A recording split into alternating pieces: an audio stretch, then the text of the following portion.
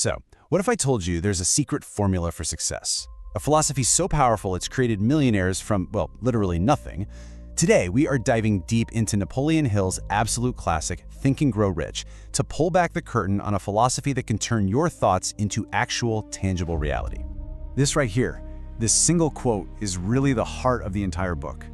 Hill says, thoughts are things. And he's not talking about just wishful thinking, right? This is about the tangible, creative power of a focused mind. The argument is simple but profound.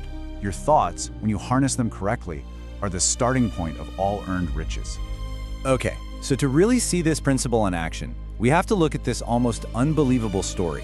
It's about a man who started with absolutely nothing and literally thought his way into a partnership with one of the greatest inventors of all time, the one and only Thomas Edison. And you've got to see the contrast here. On the outside, when Edwin C. Barnes first showed up at Edison's lab, well, Edison himself said he looked like an ordinary tramp. But what was going on inside his mind, that was a totally different story. Barnes had this unshakable conviction. He knew. He didn't just hope, he knew. He was there to go into business with Edison, not just to get a job working for him. I mean, just think about the obstacles for a second. The guy had zero money, not even enough for a train ticket, so he had to sneak onto a freight train. He had no connections, no fancy clothes, absolutely nothing to start with. Nothing, that is, except the power of a single definite idea. You know, it's this level of determination that really set him apart. He just flat out refused to be defeated by his circumstances. His desire, it wasn't some casual wish, no. It was an all-consuming fire that drove him to take this extreme action. And that right there is exactly what caught Edison's eye. But here's the thing. Success was not instant. Not even close. You can see here, Barnes takes this menial, low-level job and just waits for years. From the outside, it probably looked like nothing was happening at all. But inside his own head, he never wavered. He kept that goal burning bright until his opportunity finally showed up. And it arrived disguised as a new invention that, get this, nobody else believed in or wanted to sell. That insane persistence turned one single thought into a 30-year partnership and a massive fortune. So that begs the question, right? Where did this powerful philosophy even come from? See, Barnes's story is just one example. The principles he was using were actually part of a secret that was meticulously researched and documented for over 2 decades. Yeah, the principles in this book, they aren't just one guy's opinion, not at all. They're the result of this exhaustive analysis of over 500 of the most successful people of that era.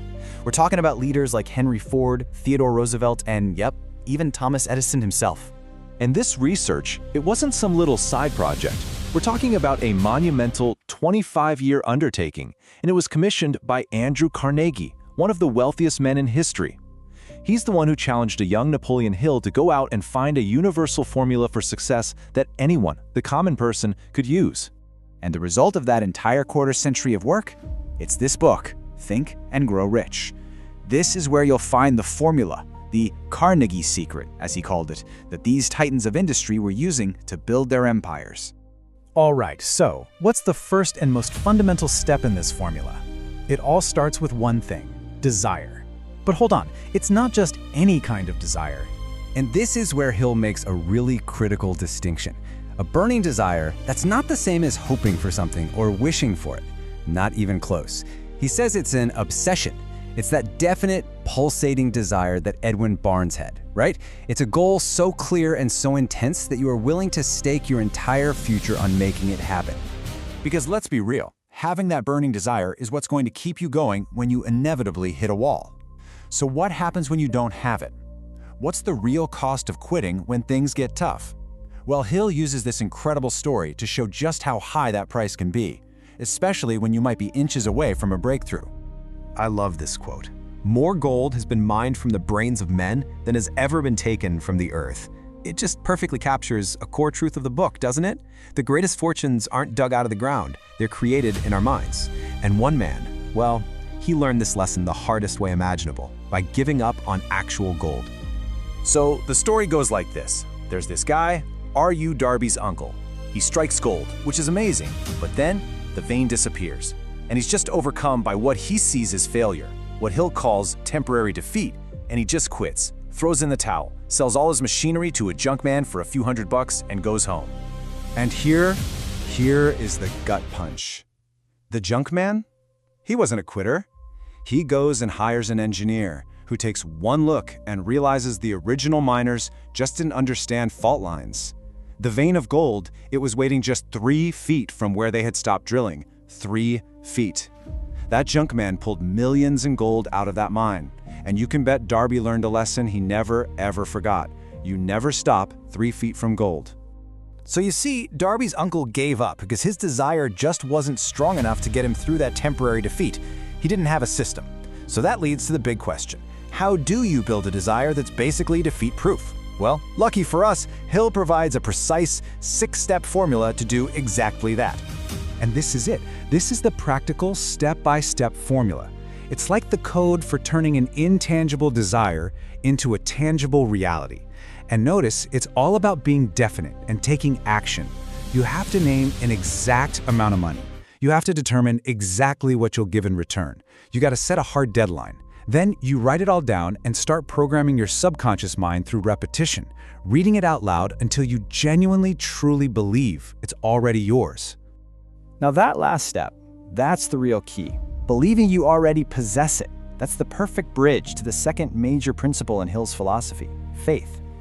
Think of faith as the catalyst, the chemical that really ignites your desire and makes it explosive. Now, according to Hill, faith isn't some mystical thing you're just born with. Not at all. He sees it as a state of mind that you can actively build and cultivate by using what he calls auto-suggestion, which is really just repeatedly telling your subconscious what you want it to believe. You can develop this unwavering faith in your ability to hit your goals. And to really understand the power of this kind of faith, Hill shares this incredibly personal and powerful story about his own son. His son, Blair, was born without any physical sign of years. Doctors gave him this hopeless diagnosis saying he'd be a deaf mute for his entire life. But Hill, he just refused to accept it. He held a burning desire and an absolute unwavering faith that his son would hear. And he constantly planted that belief in his son's mind. And just against all odds, through this really strange process, his son's hearing actually developed. He didn't just learn to hear, he turned what everyone called a handicap into his greatest asset and ended up helping thousands of other people. You see, when you combine that burning, all-consuming desire with that kind of unshakable faith, you unlock a really profound truth about your own power to shape your destiny. This famous line, "I am the master of my fate, I am the captain of my soul." It just perfectly captures Hill's entire philosophy, doesn't it? And why are you the master of your fate? Because, and this is the whole point, you have the absolute power to control your own thoughts. And if you can control your thoughts, you can, and you will, direct your own destiny. So everything we've talked about, this entire philosophy, it all begins with a single definite purpose. So the question I want to leave you with isn't just, what do you want? It's, what is the one burning desire, the one all-consuming obsession that you are willing to commit everything to? Your thoughts, your faith, your persistence, starting right now.